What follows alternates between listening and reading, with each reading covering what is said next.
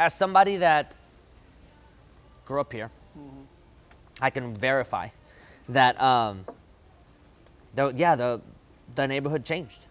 I remember I graduated high school in 2010, so middle school, my childhood all the way up to like maybe like the end of high school, nobody wanted to be in the neighborhood. Nobody wanted to come by. I would walk home at night by myself after the bus would drop off. The lights would barely work. Like the street lights would barely work at night. Like depending on where you were, like there used to be gang activity whenever I was young. When I was, I was really young. So it's changed. And I applaud your overall intention and mission statement, because I'm gonna be just fully transparent. I have had a tug of war with myself about whether what's happening in this side of town is good or bad or mixed, or sometimes it's good, sometimes it's bad. Can both those things be true?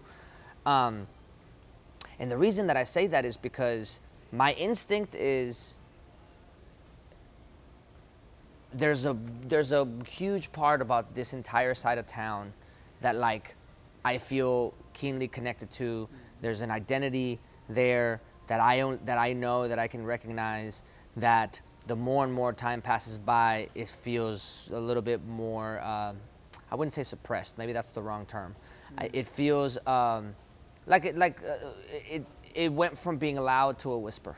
Yeah. You know what I mean? So then you would wake up in the morning, you would smell the Maxwell House. You would wake up in the morning, you would kind of like get the scent of like the tortillas and the Fresh stuff. Yeah, fresh bread. Like, you would see it because we had all these businesses in the neighborhood. Yep. And slowly it starts to look a little different. You start to you don't even realize that you don't smell that anymore, that you don't see that anymore, until it hits you one day and you're like, oh my God, I used to do that all the time, right? So like my instinct is like, this is bad, because like the grandmas that you would live that would be here, the people that stayed here whenever it was bad and gave this place culture and identity and protection, and these kids that were running around. And I mean, we were just like hoodlum kids, right? So like, but like the people that are around here that protected us, that like that gave us advice, so there's like there's a whole culture there and identity there that creates a very specific perspective about life that I can't really let go of, right? Specifically because, like I said at the beginning, it's inherently political, right? There's a lot of sometimes there's talk in the ether in culture, in American culture as a whole, where people are like, oh no, these criminals or this or these like this and that. Some of the people that gave me the best advice were people that got out of jail. Yeah. Some of the reformed criminals. Some of the people that they try to villainize now, think back and I'm like, well, this person fits that description, but that person is like the funniest person I've ever met in my life, and that person like helped me and my family. That person's a good person. This person's reformed, right? So there's a lot of that nuance that happens whenever you grow up in a place like that, that you don't necessarily get anywhere else, and I think there's like a disconnect there. The other side of me, though, sorry, this is long-winded. No, this is great. The other side of me that thinks about this a little bit more rationally, I own a townhome on the east side, right? I've been called a gentrifier by people from the neighborhood because of this, even though they don't know that I grew up here also.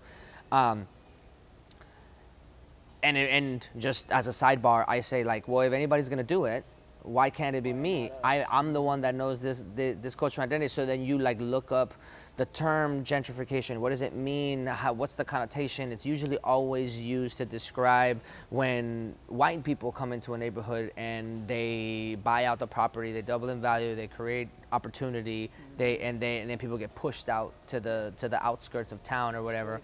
Yeah, where it used to be that the inner city was where you didn't want to be. You know what I mean? So I go back and forth, man. I go back and forth just because it's tragic, and I would have loved if the neighborhood kept its identity and kept its soul. Yeah. On the other hand, I don't want people to get bullied. I don't want people to get like jumped like the way that I was jumped as a kid. Yeah, I don't think it's okay for children that are 10 to 12 years old to have to carry knives with them for protection. Right, so again, it's a double-edged sword, because on one end you remember your past and your childhood as nostalgia, and this, like, this freedom, right? This youth and this freedom, this exhilaration. And then on the other hand, you go back as an adult. You have kids now, right? You have a child now. You go back as an adult, and I'm like, man, I think I was, even though it felt normal at the time, I think I knew things as a teenager that I probably don't think I should have known. I wouldn't want my teenager to know that. I wouldn't want my little brother or my younger cousin or my niece or my nephew, like, I wouldn't want them to know what those nuances are. So on the other hand, I'm like, yeah, but I don't really want that. The other side of it is that, yes, there's a culture and identity, but that doesn't necessarily mean that our neighbors liked each other. That doesn't necessarily mean that because again, it's inherently political. And I go on this rant, so sorry, I am gonna let you speak. No. But like, it's inherently political because it's poverty. Yeah. And when you're in poverty, you're trying to survive. Some of the people that we would get in the biggest arguments with and fights with, and where we were in the most danger, were our neighbors. Look just like us. Yeah, because we were all trying to survive. My father was an alcoholic. My mom had 2 jobs. My neighbors were the same, more or less, with maybe a few things, changed here and there. A few details changed. So I look back on it as an adult that is lucky enough to not have been victim of the things that were commonplace, right? I didn't end up in jail. I didn't end up dead. I didn't end up right, like, so. I look back on it and I'm like, man, we were all just in pain. All the adults in the equation at the time were in their mid-20s, late 20s, early 30s, in pain. These were people that were struggling to survive. These were people that didn't have a proper education. These are people that had children, but they didn't necessarily like go through the right mental process to try to figure out what it means to have a kid. They still needed to do some growing up themselves. And I don't say that with malice. I say that with empathy, right? Sure. Because I want it to be like 100% known. There's like there's some adults in my life where I was growing up where I look back now and I'm like, oh, you were hurting. You didn't know what to do. You know what I mean? So on the other side, on the underbelly of it all, I'm like, yeah, I think there's some things there that I struggle with, right? And if I had a perfect world, right? And I think that this is a good segue for you. If I lived in a perfect world, I would try to bridge the gap between, like, why funding education is incredibly important, why wealth education is incredibly important, why community organization is incredibly important, and how to, like, put all these things together in a way where gentrification doesn't necessarily have to be bad. We could gentrify our own neighborhoods. Exactly. We can have. If I could hit a button, I would go back to 20 years from now, and I would figure out a way to get every single house and family that lived on the east side of downtown, and I would figure out a way to get them out of some crazy way for them to get out of the stress of their jobs, to take 2 hours, every now and then, to try to sit down and try to tell them this land is valuable, you're valuable, your perspective is valuable, your ideas are valuable. You could be a business owner. You could do this. You could do that. But we all have to work together, because if we don't, eventually we are fractured, and then you'll get bought out, and then you'll get bought out, and then you'll get bought out. And to be honest, like, my neighbors right here, right now, I don't live in Houston anymore. I still own that house, but like, my neighbors, they don't mean any harm. Sure. They're not like bad people. You know what I mean? But they see opportunity. And they say, well, I can afford. They're millennials just like me. They're young people trying to. And in this current market, like, they're like, you get it where you can get it, man. Because, like, there's class warfare happening from top to bottom. So, like, even they're struggling to some degree, right? Oh yeah, for sure. So I'm like, I don't want to villainize you.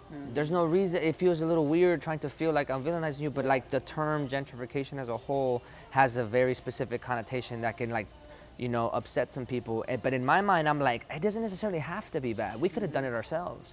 We could have gentrified our own. We could have built up the wealth of our own neighborhood. We could have stood together. We could have had a credit union that was just for our own neighborhood, where we helped each other, where we could build each other up. We could have set it, and then that would have domino affected to like, the way that we eat, or the restaurants that we allow in this neighborhood, or the standards that we set for our children to go to college, and what the kinds of futures that they want, the idea of travel, so that we could bring some perspective into our neighborhood. I mean, just in general, like we could have done that ourselves, but we were stuck in the revolving door of pain and the revolving door of what poverty does to communities at large, right? Totally. I know I just ranted, but No, speak on all of that. I mean, in my mind, let's start with the word gentrification.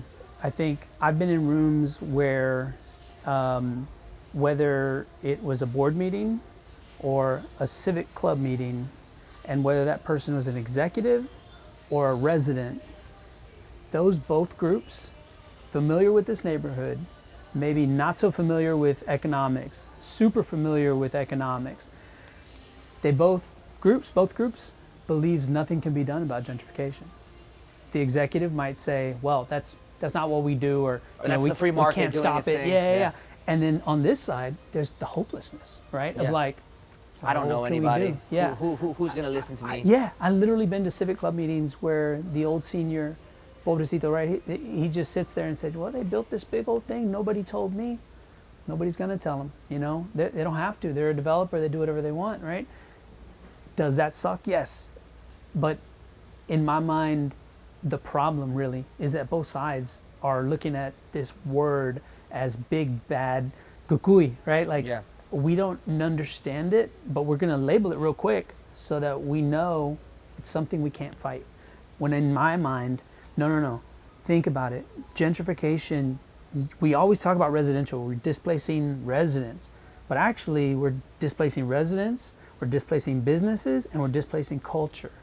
So what if we could focus on maybe not the residents, because by the time gentrification set in, hey, there might be a guy that needs to sell his house. Shoot, he's been here 30 years. You deserve every cent you get for that house. Yeah, or wait it out until you get more. That's right.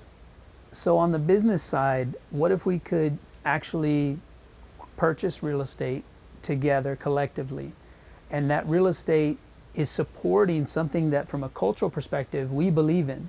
Obviously, food in the East End has got a storied history. We've got Mama Ninfa, Irma Galvan, you mentioned Champ Burger, one of my favorites, Mandolas, I can go on and on. Mm-hmm. These are folks who built their family generational wealth on food. The problem is, the world they started in just doesn't exist anymore. Doesn't exist, yeah. So we've got to get new solutions. We've got to think differently about what it means to be an owner. So the reason we have these shirts, we have dueño for our investors and dueña for our other investors, right? Like we have both shirts, because if you're an investor in the fund, we want you to understand that you're an owner now. It comes with a certain level of responsibility. And most people talk about like, I want to be at that table, I want to be at that table. Well, sometimes it's a pretty rough table to be at. Yeah. You got to know that this is a risky investment, just like any investment.